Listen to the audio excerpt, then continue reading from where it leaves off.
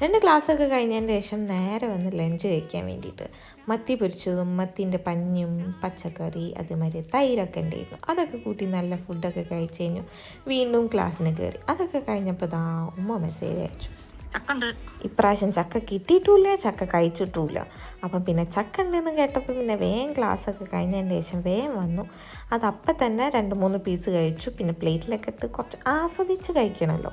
വലിയ കളറൊന്നും ഇല്ലെങ്കിലും കുഴപ്പമില്ലാത്ത ടേസ്റ്റൊക്കെ ഉണ്ടായിരുന്നു. പിന്നെ കളറിലൊക്കെ എന്ത് കാര്യം ഇരിക്കുന്നത്, ടേസ്റ്റ് ഉണ്ടായാൽ മതിയല്ലോ. പിന്നെ ഒന്നുമില്ല, ടേസ്റ്റ് ഇല്ലെങ്കിലും കുഴപ്പമില്ല, ചക്ക ആയാൽ മതിയായിരുന്നു.